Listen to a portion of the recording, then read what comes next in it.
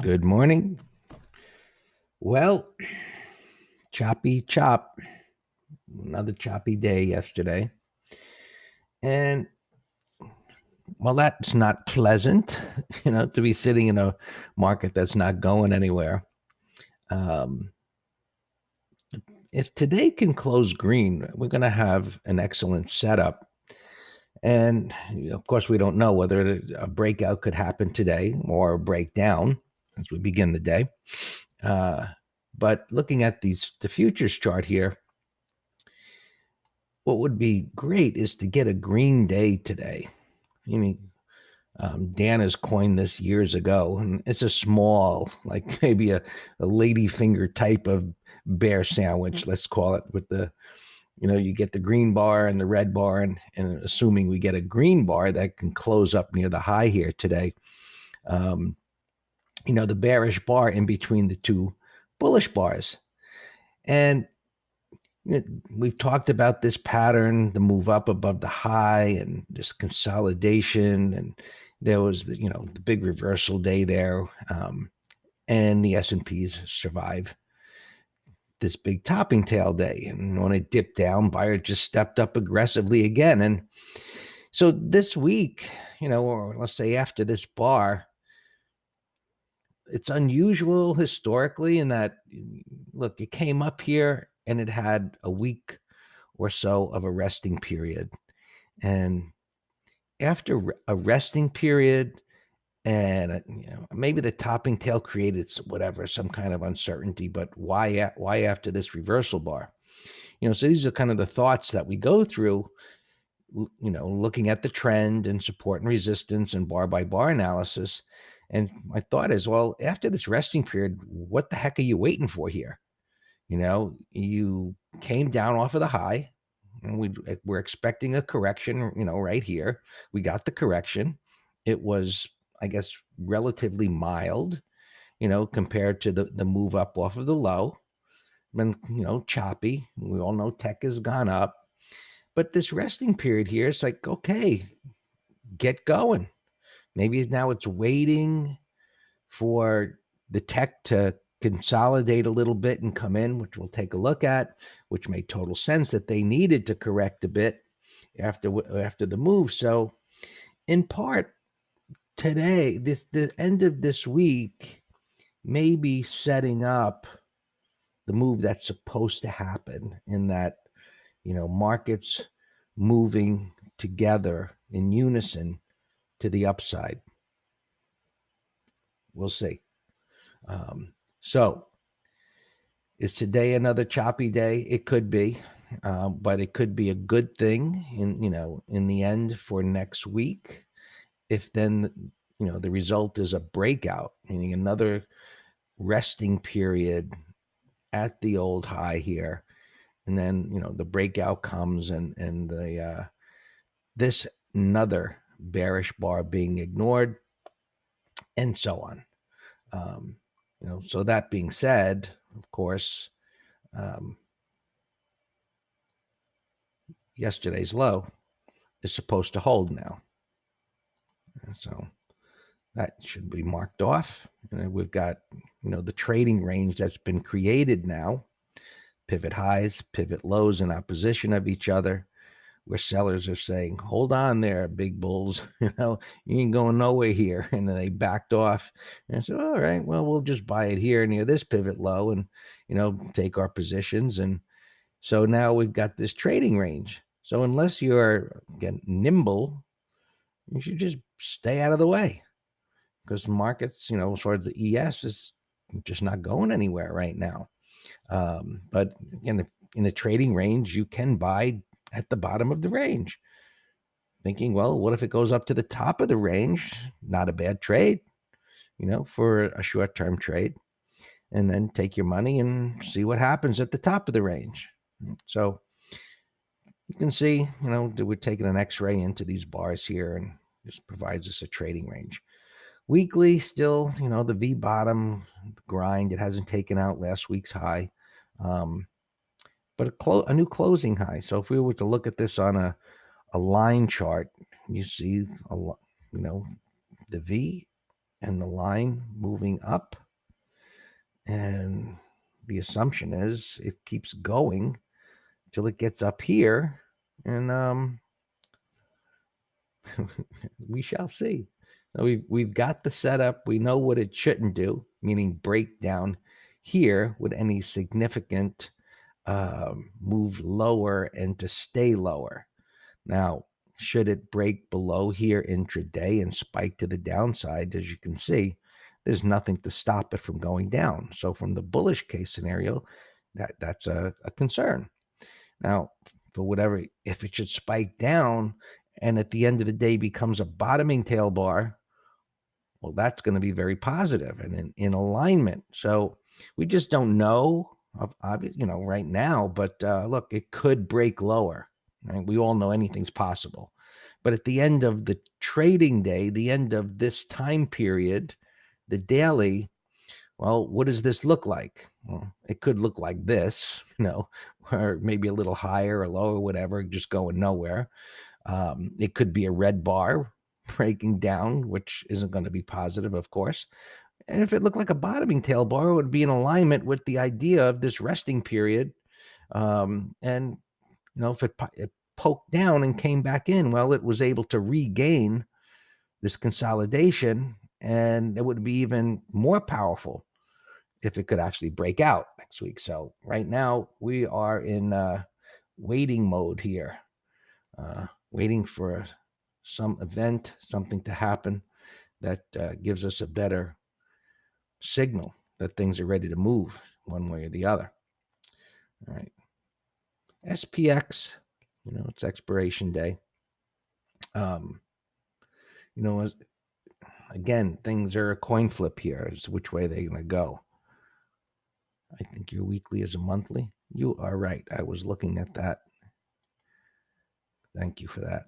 So there you go, the sideways chop. I was looking at the monthly, which on my other charts, it's over here. Anyway, so consolidation, same story. Consolidation at the prior high.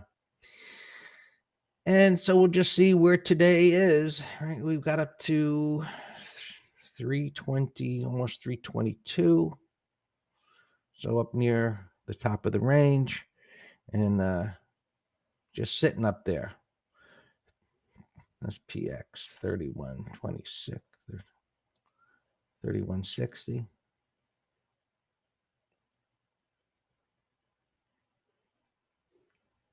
That's far away, right? And 3200, 3260 should be good. You got a pivot low down here. Of course, like right now it's trading up above, it's up here, right? So, which means, look, you all know the story with credit spreads. And this doesn't have much to stop it from going down if it breaks through here. So 3160 gives us room to say, you know what, even if it breaks down below here, that's pretty far away and I could be fine by the end of the day. So you might say, well, here's support. Why not go 3180? Well, if it breaks below here, 3180 could be relatively easy to get to. So you might get more, you would get more premium going with that, but your odds of feeling the pain on a breakthrough here and, not getting a reprieve from the pain, so to speak. So at 3160, if you could do like a 3160, 3150, or even 3140, who cares? Get the premium. If the premium is at the higher strike, the thinking is, well, who cares what the difference is there? What can you collect? But anyway, if it should break through here, this is far enough away to say, where would buyers want to step up? So you get a secondary kind of look at where buyers would want to step up, and they would want to step up somewhere in here, right? So 3160 is, you've kind of got your secondary line of defense, so to speak, your soldiers.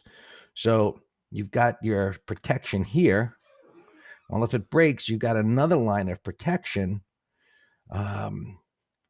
And theoretically, historically, the odds are on your side that 3160 has enough protection, So the way prices are trading the last couple of days, why should all of a sudden prices start to drop? Of course, we don't know what news could come out and get the markets going, but just technically looking at what's happening here, that's the thought process of that. I've got two lines of protection prior to my strike, and that's a good thing, right? So we say 3160. So gives you, for one day, very reasonable protection lines against, getting clobbered. When I say clobbered, I mean it, because credit spreads are that way. They're a wonderful vehicle for creating income, but the one that just gets really out of hand, mostly because you don't manage it properly, is going to be extremely painful to your pocket. So the upside, I don't know. I guess you'd have to, I would be thinking above 3240 and even 3280, right? Because this easily could make a new high today. So and there's nothing above it, as you can see, till up here. So McGraw's telling me 3185, 3185, and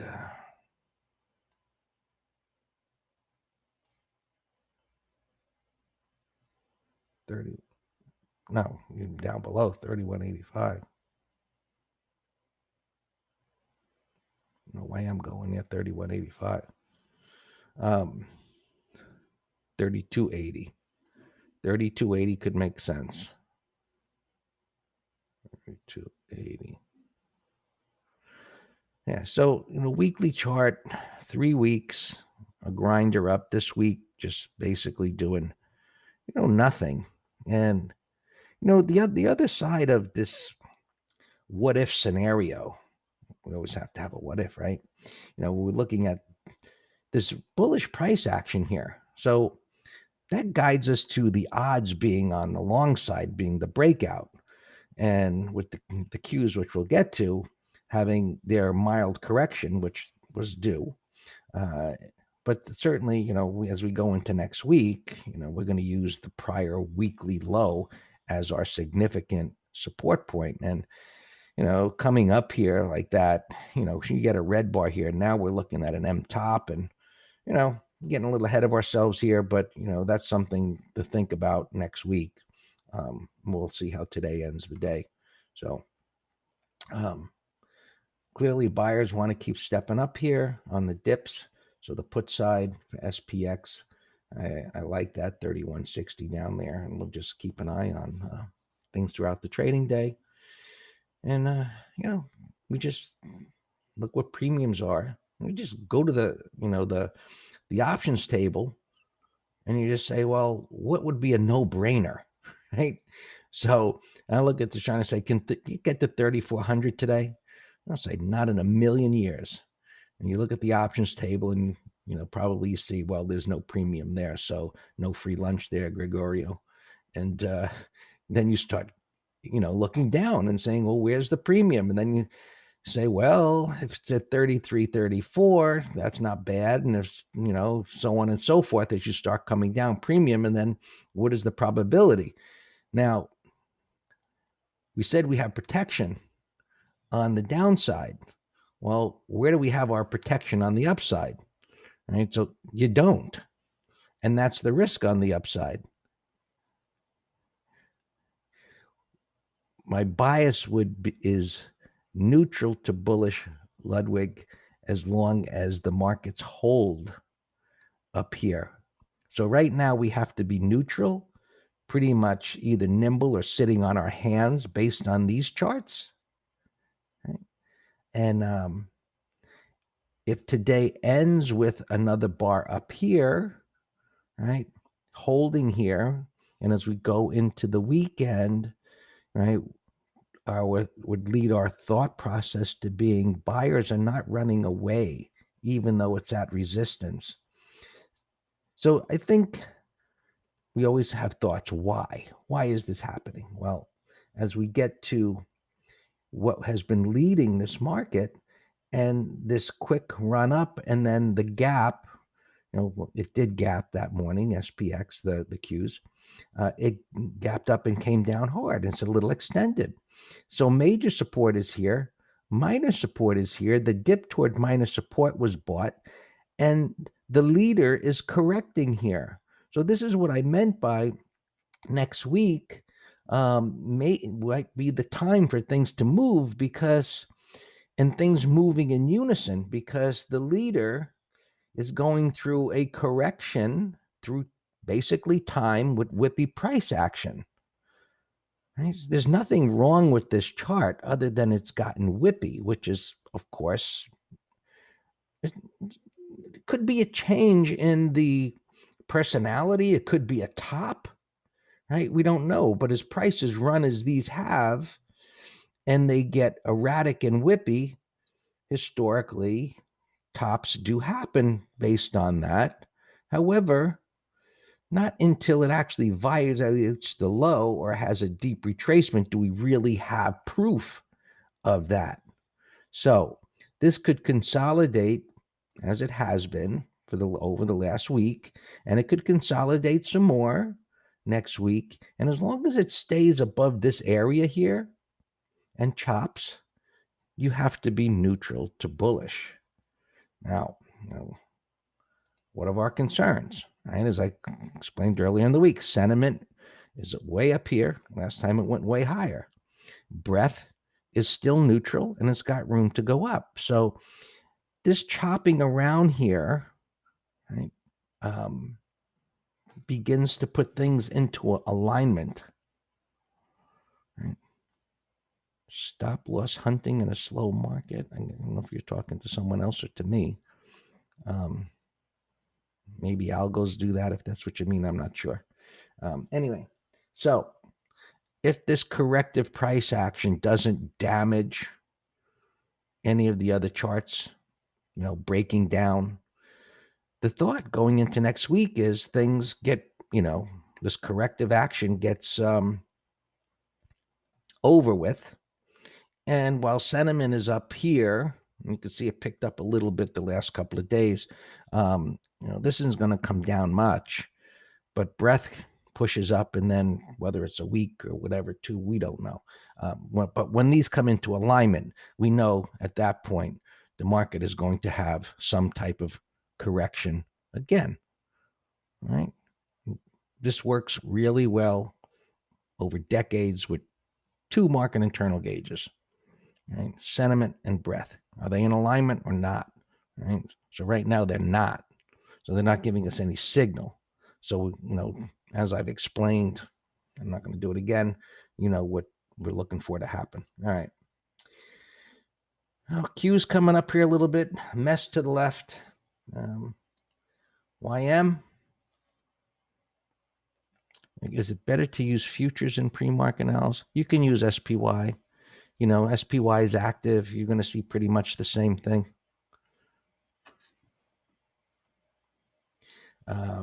Same story here, sideways. You got the low, the second low, the higher low, the move up, and consolidating. So when prices move up rapidly, right, wide range bar, here it is, and it's consolidating there and building up this support point, that's bullish because there's no support under here, as you can see. So as it goes sideways, the idea is it's building up a new launching pad to go higher. It's just the pad isn't ready yet. The cement isn't dry. It's still building it. So same story here. Can this green bar push up into the red bar? That's as far as it gets all day, or maybe above it, and can close there. That's going to be positive. And then, of course, at that point, it had just better not next week, break down below those lows. So the process just continues. It's what we call factory work. I'm explaining to you what is here, how I'm interpreting it, what the expectation is, And then, okay, that's my expectation of what should happen. And of course, based on that, something else should not happen. That's a trading plan. And then you add your money management to it when you press the button. All right. I'm getting too lengthy here. All right. 1, 2, 3. We'll see what happens here. Break. So overall bullish price action is just not ready yet. So we'll see where this goes. Bonds. Right, just chopping around there at resistance. Oil is just chopping around over there. There's a lot of chop this week. All right. You'd be lucky to end the week here, with maybe a finger or two gone. You didn't get beat up so bad that, you're going into the weekend with, an arm and a leg gone. But it's choppy price action. Maybe that's why they call it chop. And so here, gold, uptrend, but chop. And silver has been doing better. All right, grinding up here, up towards some resistance area there. Transports looking okay. So overall, there's more neutral or okay, but not ready yet. And there you go. All yours, Dan. Sorry I took some of your time, man.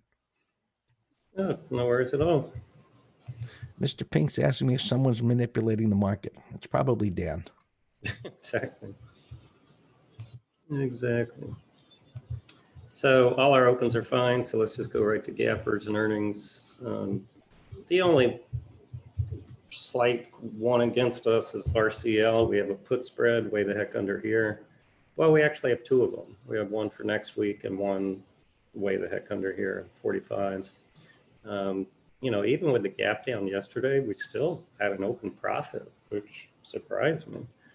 And I'm just guessing the reason is, other than the fundamental problems, the CDC came out and extended their no cruise area of the U.S. Through September. Let's look at the movers and earnings. This thing already left the station pre-market here. Wow, nothing to do with that. Looks like another vaccine one. Netflix, if this can now come back and give us a higher low, double bottom, whatever the case, it's at 490. It's right here. It's right at this 1, 2, 3 support. Then I will be looking to sell a 0 DTE put spread on that. This one's gapping down. It's a mess. W8L had earnings. I can't tell where you're gapping. Banif earnings. We'll come back to you. No volume pre-market. Rio earnings, no pattern. It's far from the 20. PPG, same. I'd be selling into that gap. I mean, folks, to me, it's a no-brainer. You have a 5-day big run into earnings far from the 20 and it's gapping up big. I would be selling half or all and then just trailing a 5-minute low.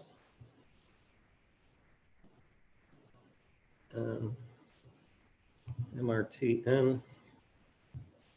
Now that's actually a bullish breakout yesterday.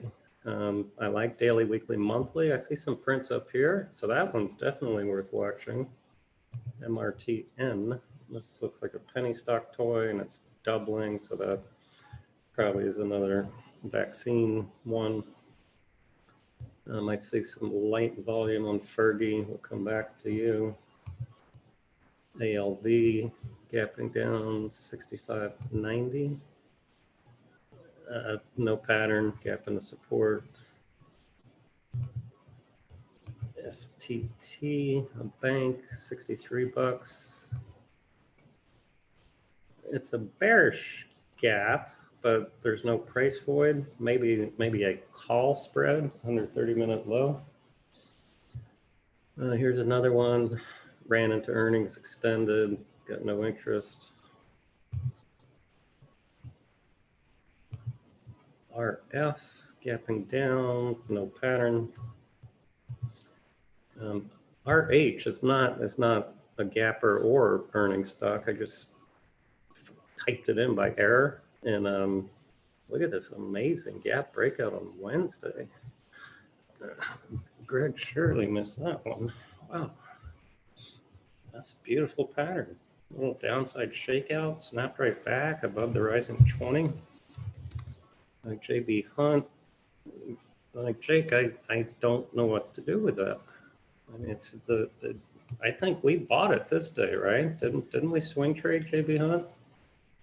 That's a reverse head and shoulders breakout. Textbook. Beautiful. Beautiful. I got to put that in my scrapbook. Let me write myself a note.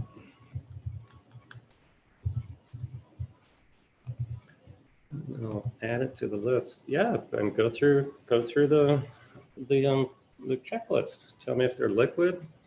Tell me the strikes, and tell me the credit, and then I'll join you. But my guess is it's going to be illiquid, and the credit's not going to be good. That's my guess because it's extended. But sure, go for it, and tell me what you find. Invax, yeah, I saw this one gapping. Do you all remember we were going to do this 1, 2, 3 right here? Wow, look at that 1, 2, 3. Man, oh man, oh man, that was nice. Now, well, it's a bullish 15, believe it or not. But, you know, it's gapping to 129. That's going to be pretty darn far from the 20. So I don't know what to do with that. JR is asking about Zoom ZM. Zoom to me would be shorting a call spread on the next bounce. These stocks that are crazy extended on the daily and monthly came in hard.